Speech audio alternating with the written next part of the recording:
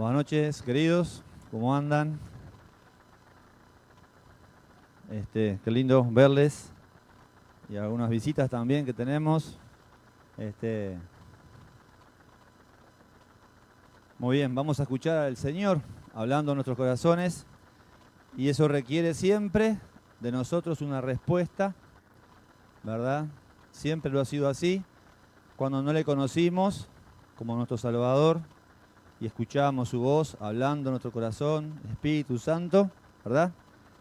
Y siempre la voz del Señor en nuestros corazones requiere de nosotros luego una respuesta. Y bueno, esperamos que eso sea así en esta noche.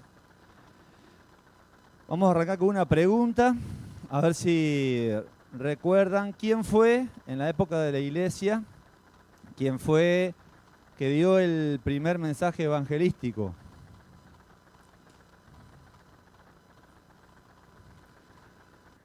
No, en la época de la iglesia, ¿verdad? Después que vino, obviamente después que vino el Espíritu Santo, Pedro, muy bien, Pedro. Vamos a estar yendo allí a Hechos capítulo 2.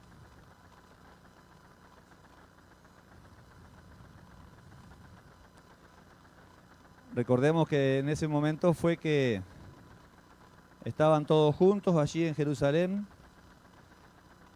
y el Señor envía allí su promesa, el Espíritu Santo, con gran poder vino allí.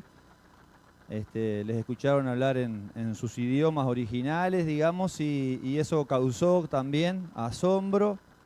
Algunos no sabían en qué idioma estaban hablando y pensaban que estaban borrachos, se reían. Y bueno, es allí que Pedro se levanta y comienza el primer mensaje evangelístico. Y leemos ahí en el capítulo 2 de Hechos, en el versículo 1, dice: cuando llegó el día de Pentecostés estaban todos unánimes juntos.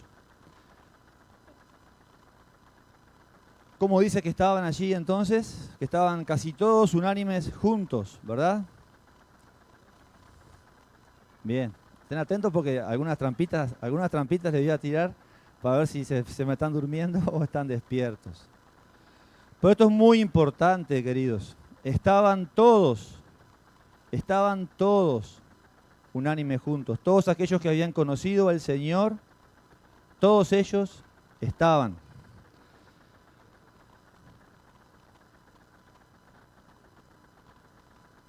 Sabemos que un día como hoy, miércoles, y en esta época del verano, de licencias, de campañas, se ve reducida la concurrencia al miércoles, ¿verdad?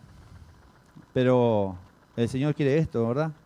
Quiere que todos estemos, todos estaban unánimes y juntos. Estaban todos, ¿verdad? La totalidad de los miembros y algunas características de estos miembros que leemos allí en el pasaje.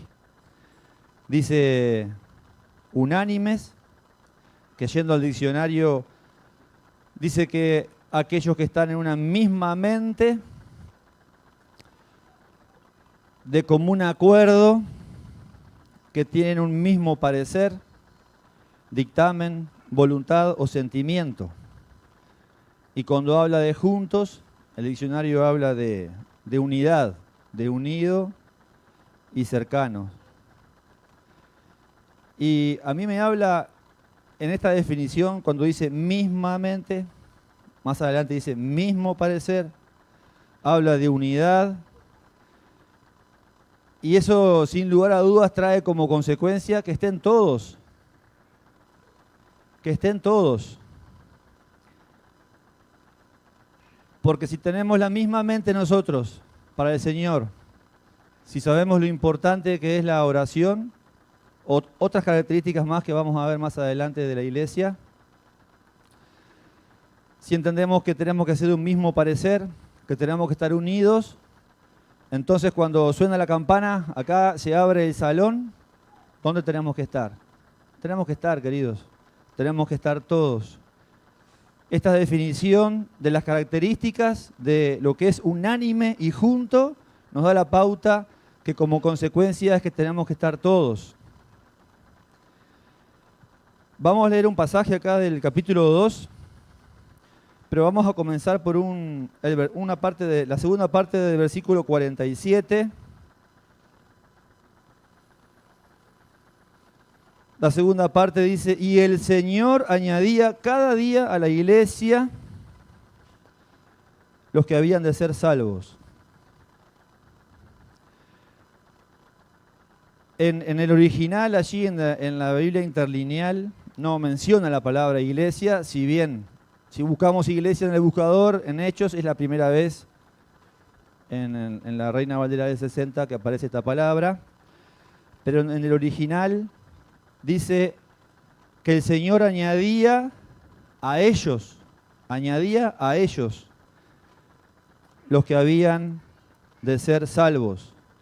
Ya la iglesia estaba aquí en la tierra. El Espíritu Santo había venido ese mismo día y acá menciona el Señor cómo era el comportamiento de ellos y dice que el Señor añadía a ellos.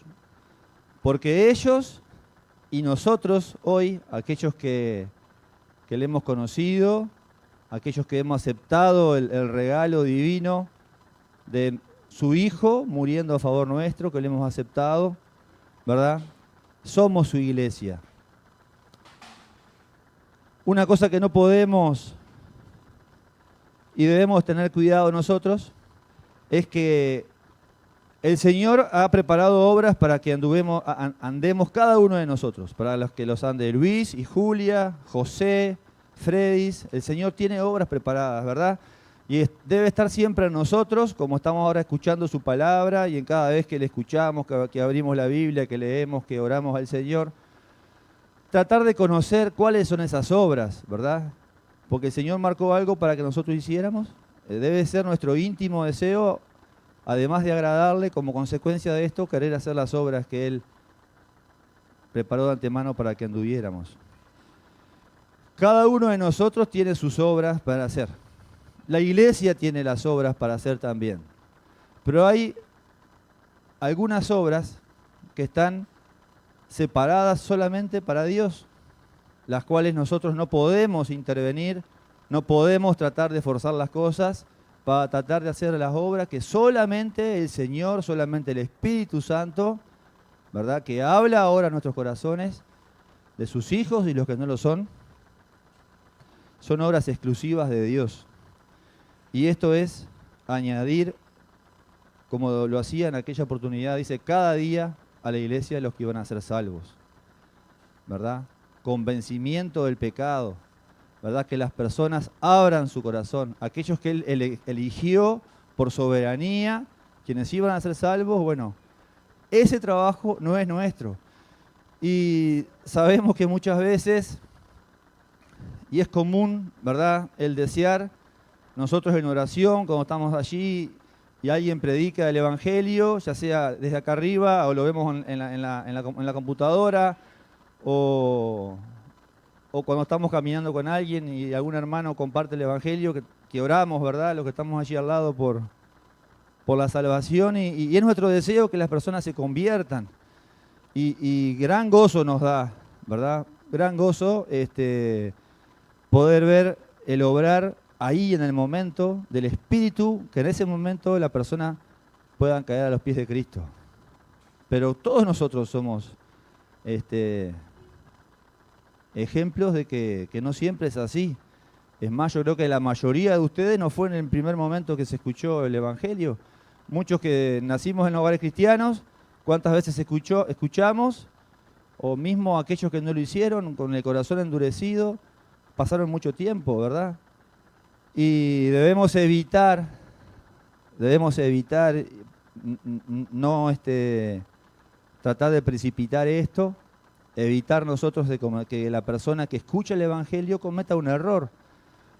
Porque nosotros podemos estar influyendo tanto, llevándola contra las cuerdas de la persona, que la persona capaz que por compromiso lo hace, ¿verdad? Dice que sí, y eso es un engaño, ¿verdad? Eso también el enemigo lo puede utilizar.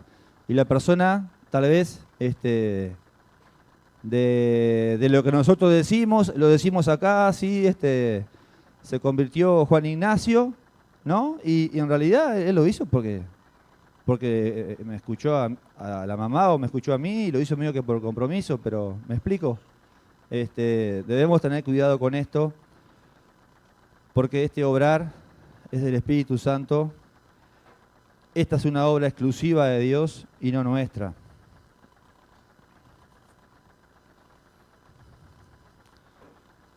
Dice que añadía a aquellos que iban a ser salvos. ¿Salvos de qué? Buenas noches, me acuerdo recién de los que están viendo allí la transmisión. Tal vez allí en la transmisión, tal vez más adelante en el tiempo cuando puedan ver este video, o tal vez acá hay alguien que nos visita, alguien que hace tiempo que está, que aún no ha abierto su corazón a Dios. Dice en su palabra que todos pecamos y estamos separados de Dios. Ese problema tan grave del pecado fue tan grave que fue necesario que el Padre Dios enviara a su Hijo a nacer acá en el mundo y a que su objetivo acá en el mundo fuera morir en la cruz por nuestros pecados. Y que somos pecadores y que nuestro destino final es el infierno, eso es lo que quien nos lo va a convencer es el Espíritu Santo.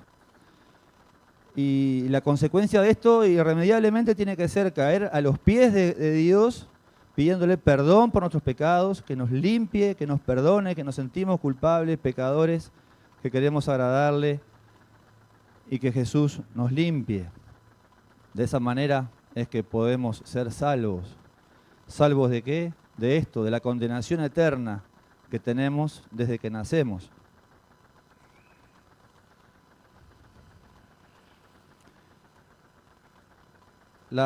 Hay obras entonces que no son nuestras, ya quedó claro eso. ¿Y ellos, cuáles eran las obras para ellos? ¿Cuáles eran las obras para la iglesia? La iglesia, ¿verdad? En los primeros pasos, la iglesia hoy, que es la misma, y que va a permanecer en la tierra hasta que Jesús venga a buscarnos en las nubes, y el Espíritu Santo, ¿verdad? La iglesia se va a ir de acá del mundo. La iglesia nuestra acá, en Manga. Nosotros, cada uno de nosotros.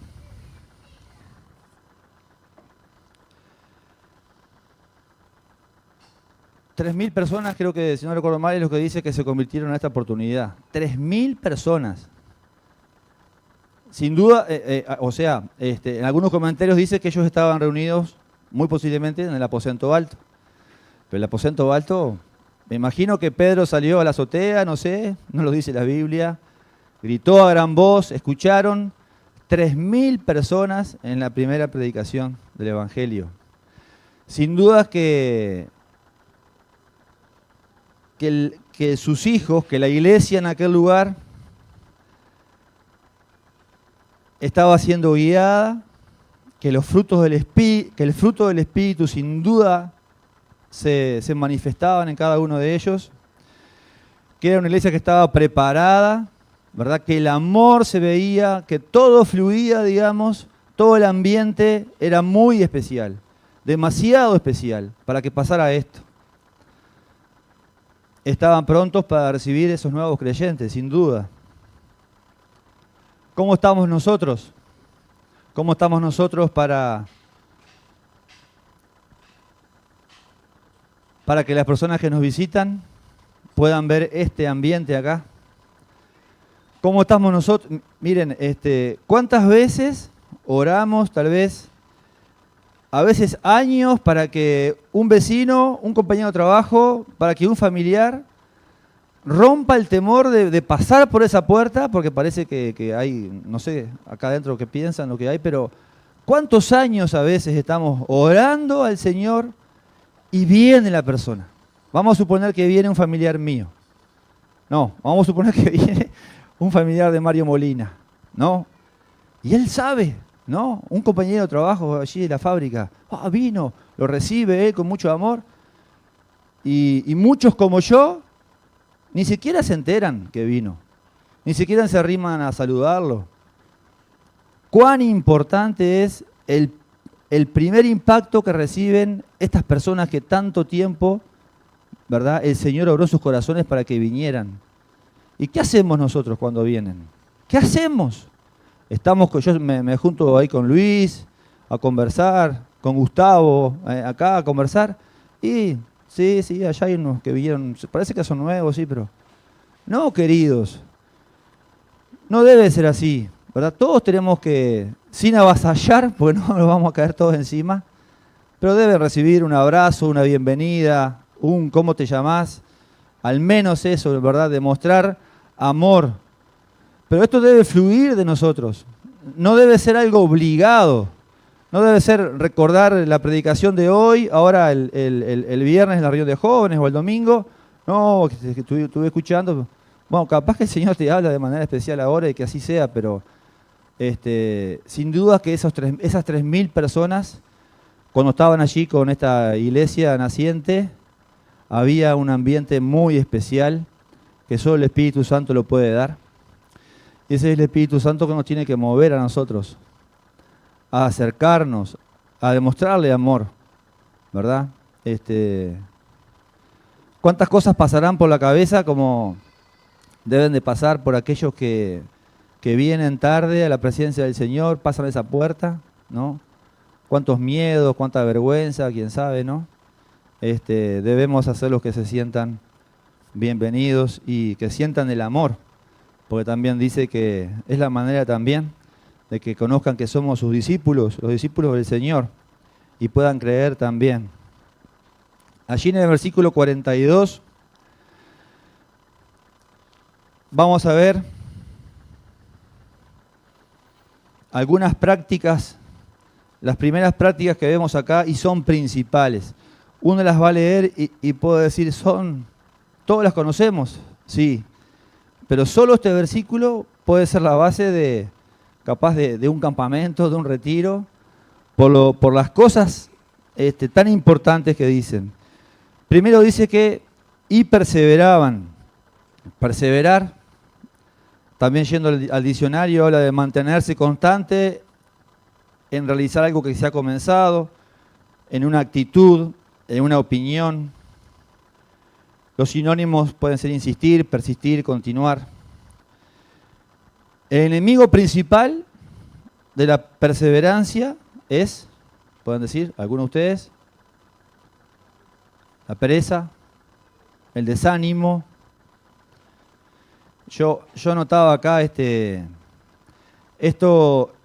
cada vez que comenzamos el año en la parte secular, digamos, en el estudio, en el liceo, en la UTU, donde sea, comienza el año, ¿verdad? Y hay muchos que quedan afuera, que no pueden entrar porque en el salón había lugar para 30, arrancan los 30 y hay gente que capaz que quería y no puede ingresar, tiene que esperar un año más.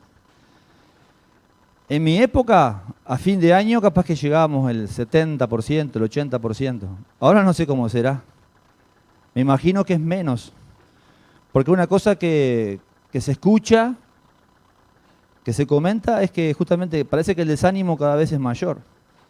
Y la gente deja de hacer lo que comenzó con tanta fuerza. Bueno, ellos dicen que perseveraban, que seguían adelante, que no había desánimo, que no había pereza, y dice, en la doctrina de los apóstoles, en la comunión unos con otros, en el partimiento del pan y en las oraciones. Y acá, como vemos, hay 4 prácticas que son principales para la iglesia. Veamos que al final de este pasaje, lo leímos en el capítulo 47, en el versículo 47, y lo que sucedió, ¿verdad? El tema de esa gran conversión de creyentes. Pero yo quiero que podamos sacar algunas cosas en esta noche, por ejemplo, de qué había en esa iglesia, qué había de especial en esa iglesia, que está escrita, que quedó escrita en su Biblia, para ejemplo de nosotros hoy, 2000 y pico de años después, que podamos tomar, ¿verdad? Y la iglesia somos cada uno de nosotros. No podemos mirar para el costado y decir, no, porque Abel, mirá, pensando en Abel, estas cosas no, es para cada uno de nosotros.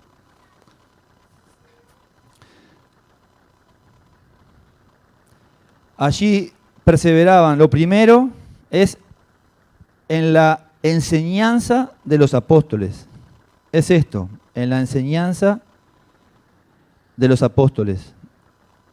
Esa es la palabra que figura allí en el original. Hay Matthew Henry, un comentarista, dice que esto es característico, ¿verdad?, de que tan pronto como se sintieron con vida, ¿verdad?, que el Espíritu Santo vino a ellos, tan pronto como sucedió esto, anhelaban la leche espiritual. Sabemos que es la palabra de Dios, es la leche espiritual. Tan pronto como se sintieron con vida, la anhelaban. 1 Pedro 2:2, ¿verdad?, habla de esto, del alimento espiritual. Y se me veían tantas cosas por la cabeza cuando preparaba esto y a veces pensaba en esos animalitos que nacen, mamíferos que nacen con los ojos cerrados, pero de alguna manera empiezan a caminar y van rumbo a las mamas de la madre, ¿no?, a buscar esa leche, ese alimento. Y es algo que lo traen innato, ¿verdad? Pensaba en esto, ¿verdad? Y el Señor quiere que sea así también en nosotros.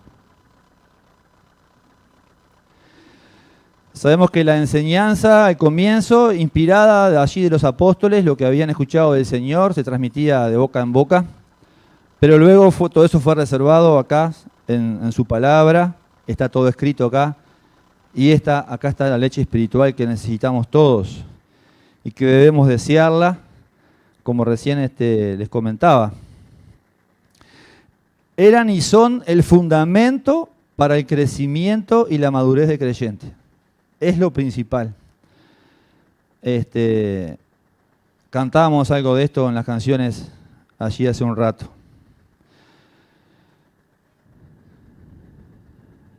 Podemos decir, quiero tener más fe. Decimos, no, Señor, dame fe. Queremos crecer. Para crecer, obviamente, que necesitamos el alimento.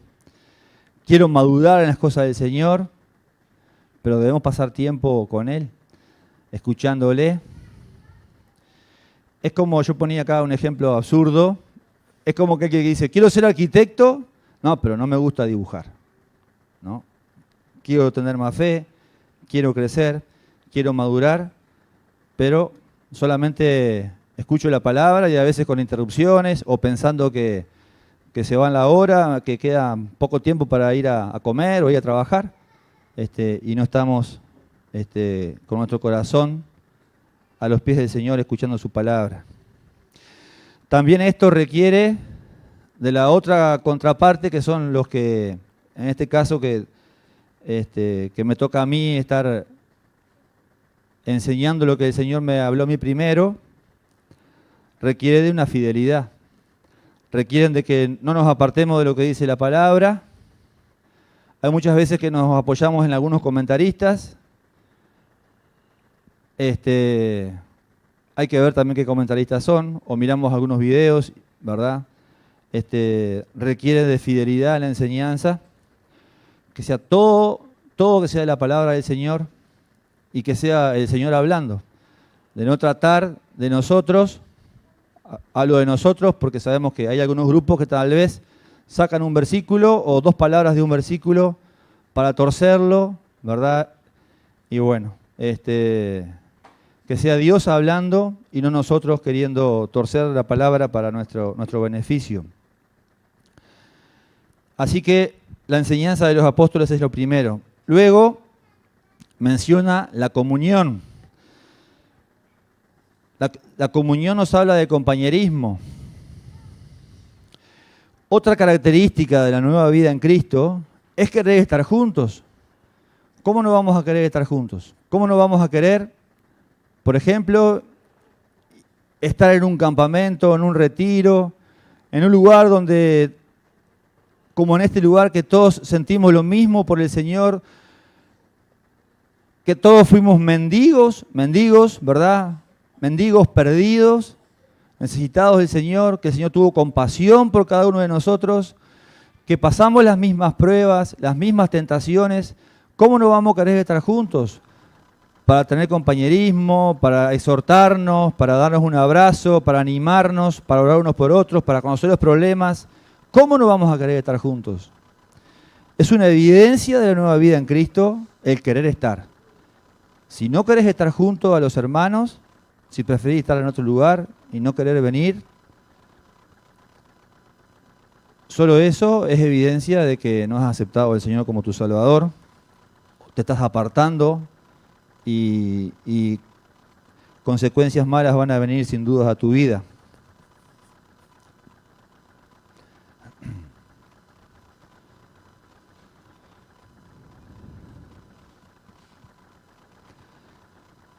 Vimos la enseñanza de los apóstoles, vimos la comunión y bueno, y un mandamiento que con tanto gozo disfrutamos cada primer día de la semana, que es la cena del Señor. También es la reunión central nuestra que venimos a adorar, a recordar a aquel quien dio todo por cada uno de nosotros, a quien le debemos todos, todo lo que somos, a quien le debemos nuestra vida, nuestra paz con Dios. Y el vocabulario me queda corto para decir la deuda, ¿verdad? El sentirnos deudores, sí, con nuestro Señor, poder venir a adorarle, a estar juntos, a alabarle, a cantarle y a recordarle en la forma del pan y el vino. En aquella primera etapa de la iglesia, se acompañaba esto con un ágape, con una comida, ¿verdad? Luego esto se fue distorsionando un poco, se dejó la práctica del ágape por algunos errores, pero nosotros al menos una o dos veces al año tenemos nuestro ágape, ¿verdad? Para estar juntos, para compartir, como vamos a ver más adelante acá en el pasaje también, la necesidad también de compartir estos momentos de ágape, de estar juntos, de comer. No la cena del Señor, la cena sí, cada primer día de la semana, pero compartir los alimentos, las charlas, ¿verdad? Agregamos entonces a la enseñanza de los apóstoles, la comunión, la cena del Señor y por último habla de la oración. La oración es nuestra comunicación con Dios. Debe expresar en nosotros una total dependencia del Señor para lo que es la conducción de nuestras vidas, la conducción de la iglesia, nuestro agradecimiento al Señor, el servicio. Y eso es muy importante, que se tenga la necesidad de comunicarnos con el Señor. La necesidad de hacerlo en forma personal y la necesidad de hacerlo como iglesia. ¿En cuántos pasajes se menciona esto? Acá, ¿verdad? Es la primera vez allí en Hechos que se menciona, ¿verdad? La oración como iglesia, que es lo que venimos a hacer los miércoles. Muchas veces se dice, y creo que tiene mucha razón, no está en la palabra, que la reunión de oración es un termómetro de cómo estamos, porque la iglesia somos cada uno de nosotros. La concurrencia, ¿verdad? Las oraciones es un termómetro.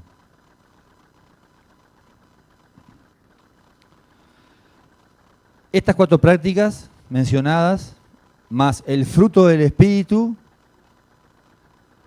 y pensaba también, ¿cuántos temas se hablan en las charlas? ¿No? En la charla, no sé, el domingo próximo, no sé quién va a hablar, pero alguien va a tener una charla, va a haber un tema principal, temas principales de las conferencias, de los campamentos. Sin duda que cada uno de esos temas, esta iglesia, iniciando, abrazaba y cumplía, ¿verdad? Cada una de estas cosas. Estoy yo casi seguro que era así. Y así debe ser también con nosotros. Así debería ser nuestro andar, nuestra preocupación. Sabemos que hay muchos temas que nos cuestan, por eso que el Señor los escribió en su palabra, por eso que tantas veces se mencionan algunos temas en su palabra, porque Él sabe que nos cuestan. Y bueno, la misericordia del Señor, la gracia del Señor para con nosotros, y bueno, ese Espíritu Santo que sigue, ¿verdad?, trabajando en nosotros, y sabemos que la perfección no la vamos a lograr acá, sino cuando estemos en la presencia del Señor. Pero esto no puede ser algo que nos deje por ahí de decir, no voy a seguir insistiendo en esto que me cuesta, pidiéndole al Señor que nos ayude, pidiéndole a algún hermano que nos ayude también en oración. El versículo 43 dice, y sobrevino temor a toda persona, un temor reverente, sorpresa, dice, y muchas maravillas y señales milagrosas eran hechas por los apóstoles. Acá un comentarista hace una división, vieron que marca maravillas y señales. Las maravillas las marca como prodigios, que eran esos milagros que justamente hacía que las personas que estaban ahí, que las veían, se maravillaran. Pero las señales que ellos hacían también eran también milagros, pero con un propósito de una enseñanza para las personas, para la iglesia. Dice que todos los que habían creído estaban juntos y tenían en común todas las cosas. Y vendían sus propiedades y sus bienes y los repartían a todos según la necesidad de cada uno. Claro, esta práctica que da origen a la iglesia, ¿verdad? Como dice, de vender sus propiedades, sus bienes, repartirlo a todos según la necesidad. Era algo necesario en ese entonces, al comienzo de la iglesia, y no es algo aplicable en nuestros días. ¿Cuántos de los que habían creído estaban juntos? Todos. Pero allí se me están durmiendo porque le hice una trampa recién. No era algo aplicable, ¿verdad? Ese amor hacia el prójimo que se debería de manifestar de esa manera no era algo aplicable allá y hoy ya no era aplicable. Algunos, yo he escuchado a algunos que dicen, no, esas prácticas eran de antes, ¿verdad? Porque tal vez esperaban que el Señor viniera en esa época, entonces pero eso demostraba amor hacia el prójimo. Si no, este segundo gran mandamiento de amar al prójimo debería ser de aquella época. Y ya ahora no. Eso es un mandamiento, no hay que amar tanto al prójimo, un mandamiento, no. Esa práctica que estaba en el origen de la iglesia es una práctica que no debería dejar de estar entre nosotros. Yo notaba por acá, tan poderosamente había sido derramado el amor de Dios en sus corazones que no consideraban sus propiedades materiales como propias. Más adelante en el capítulo 4, en el verso 32 dice, y la multitud de los que habían creído eran de un corazón y un alma, y ninguno decía ser suyo propio nada de lo que poseía, sino que tenían todas las cosas en común.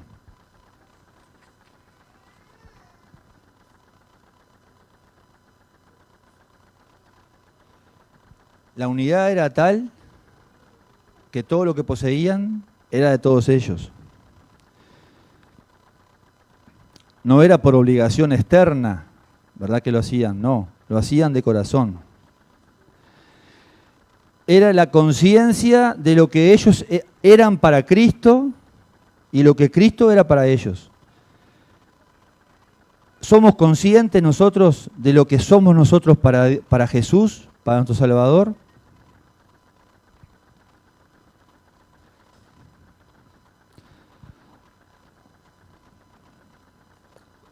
¿Somos conscientes nosotros? ¿Cómo es Jesús para nosotros? ¿Qué valor le damos? Le leo 2 veces esto que dice acá. Un verdadero cristiano no podría soportar poseer demasiado cuando otros tienen demasiado poco. Se lo repito. Un verdadero cristiano no podría soportar poseer demasiado cuando otros tienen demasiado poco. Y esta pregunta que se adelanté y rápidamente contestó Abel. ¿Cuántos habían creído? ¿Cuántos tenían esta práctica? ¿Cuántos eran? Eran todos, todos, sin importar. Por ejemplo, ahora que hablamos de las propiedades, sin importar cuánto tuvieran, todos tenían este mismo sentir. ¿Cómo estamos con esta práctica? De alguna manera tratamos de cubrir la necesidad, sin importar lo que tengamos, porque todos lo hacían. Yo la hago, pongamos nuestros nombres. Dice en el 46, y perseverando unánimes cada día en el templo y partiendo el pan en las casas, comían juntos con alegría y sencillez de corazón. Dice en la Nueva Traducción Viviente este versículo de la siguiente manera: adoraban juntos en el templo cada día. Se reunían en casas para la cena del Señor y compartían sus comidas con gran gozo y generosidad. Estos primeros creyentes provenían del judaísmo, la adoración en el templo. Esto paulatinamente iba a empezar a dejar de darse, y sí, como por 200 años, según estuve leyendo, la práctica era en las casas. Y con esta nueva actividad de la iglesia, por estos 200 años, es que llevaban a cabo lo que leímos allí en el versículo 42.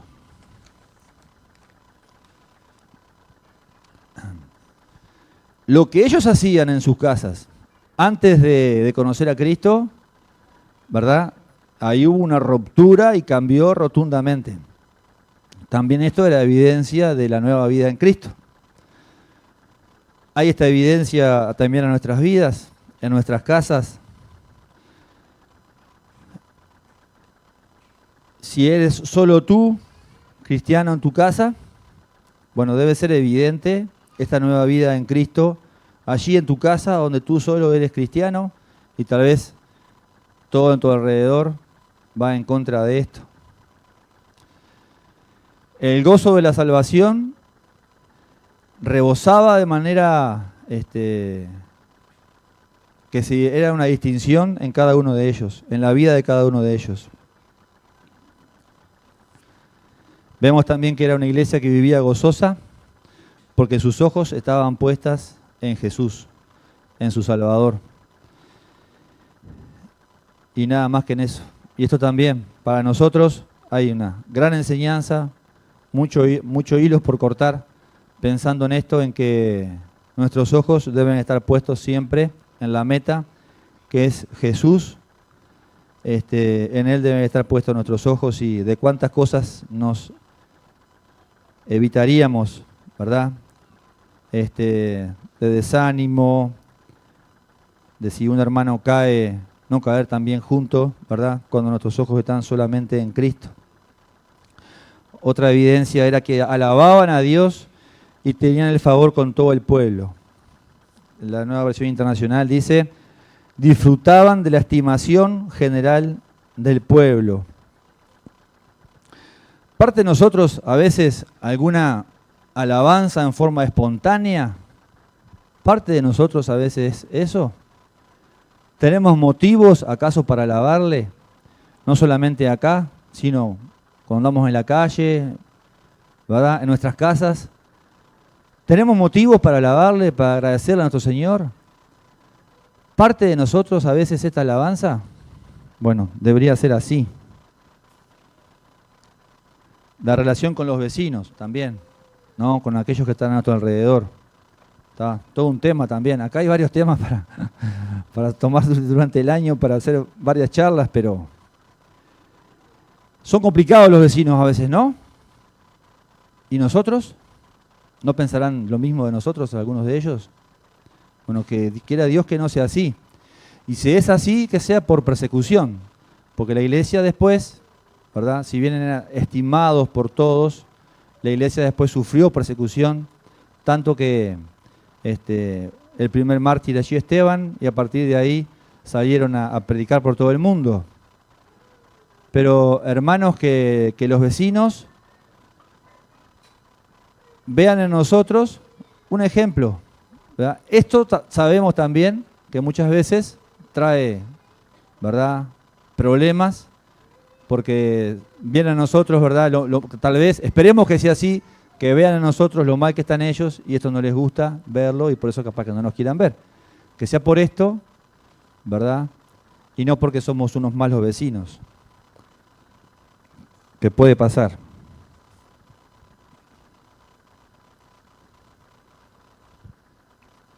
Ya se fue la hora. Estamos en 40 minutos. Vamos a pasar, vamos a 2 minutos más. Les voy a leer acá un párrafo que lo saqué de un comentarista que sacó algo de la enciclopedia británica acerca de la historia de la iglesia.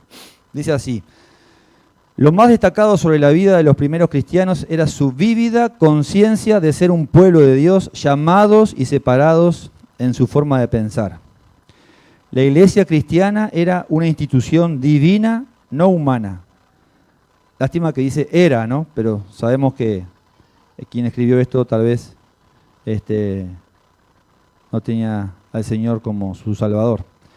Dice, estaba fundada y controlada por Dios, e incluso el mundo había sido creado por causa de ella. Este concepto gobernó la vida de los primeros cristianos, tanto individual como socialmente. Se consideraban como separados del resto del mundo y ligados por unos peculiares vínculos, que habla de esto, ¿verdad?, de la comunión, de la unidad que mencionábamos hoy. Su ciudadanía estaba en el cielo, no en la tierra, y los principios y las leyes con las que intentaban gobernarse procedían de lo alto. Sabemos que hay leyes en el mundo que van contra lo que dice Dios, pues nosotros tenemos su palabra que nos guía. Este mundo presente era solo temporal, y su verdadera vida estaba en el futuro. Y los empleos y trabajos y gozo de esta época les daban poca preocupación. En la vida cotidiana de los cristianos estaba presente el Espíritu Santo. Un resultado de esta creencia fue dar a sus vidas un carácter muy peculiar de entusiasmo o de inspiración. Sus experiencias no eran las cotidianas de personas ordinarias, sino de personas elevadas por encima de sí mismas y transportadas a una esfera superior. Y allí finaliza el pasaje con lo que comenzamos. Y el Señor añadía a la iglesia los que habían de ser salvos. La iglesia era lo que se conoce comúnmente como la iglesia en la casa. La religión de la época fue liberada de los templos, encerrada allí en 4 paredes, a estar en las casas.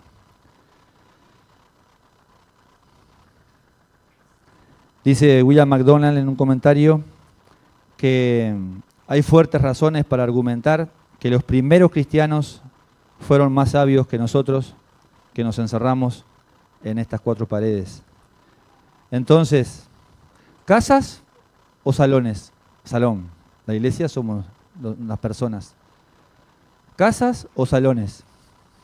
Yo no tengo la respuesta. O capaz que la respuesta es casas y salones. Resumiendo rápidamente, hablamos de estar todos, características, evidencias de la nueva vida en Cristo, unánimes, juntos, nuestras obras, el perseverar, aquellas 4 pilares de la primitiva iglesia, la enseñanza de los apóstoles, la palabra, la fidelidad en la exposición, la comunión, la cena del Señor, la oración, amor al prójimo. ¿Qué soy para Cristo? Especial tesoro, dice su palabra. ¿Qué es Cristo para mí? ¿Es nuestro Señor? Cantamos eso muchas veces. Hay evidencia de nuestra vida en Cristo, nuestros ojos en Jesús y motivos de alabarle. Oramos. Padre amado, te damos gracias por tu palabra. Señor, en palabras sencillas muchas veces tenemos tanta enseñanza que tú nos dejas.